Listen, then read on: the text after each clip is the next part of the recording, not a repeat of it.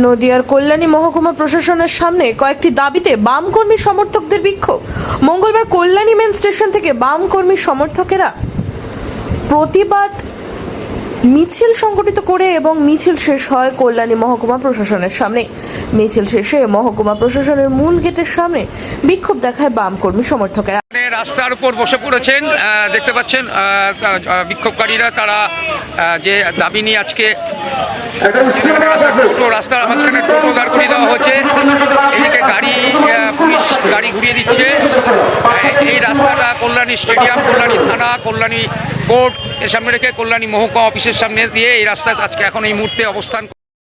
তাদের দাবি কালীগঞ্জ নিহত নাবালিকা দুষ্কৃতীদের শাস্তি এবং বাংলা ভাষা কেন্দ্রীয় সন্ত্রাস বন্ধ করতে হবে। এই ইস্যুতে এদিন প্রতিবাদ মিছিল ও বিক্ষোভ সংগঠিত করে বামকর্মী সমর্থকেরা।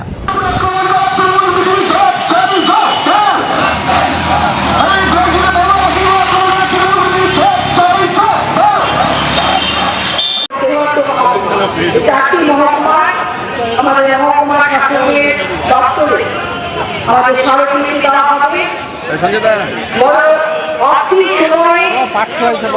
আমরা সমগ্র পশ্চিমবঙ্গবাসী এবং সমগ্র দেশের মানুষ আমরা এখন আছি। তবে আমরা গণতন্ত্র প্রিয় একটা রাজনৈতিক দল হিসেবে আমরা প্রশাসনের উপর আমরা আস্থা রাখি, আমরা দলনা করি। কদিন আগে আপনারা নদিয়া জেলার এসপি অফিস আজকে আবার কল্যাণীতে দেখুন, সেটা হচ্ছে গোটা রাজ্যের যা পরিস্থিতি, ফলে রাস্তা একমাত্র রাস্তা, বিকল্প আর কোনো পথ নেই। আমরা গত 15 তারিখে এসপি অফিস অভিযান করেছিলাম। তামান্নাকে খুন করেছে।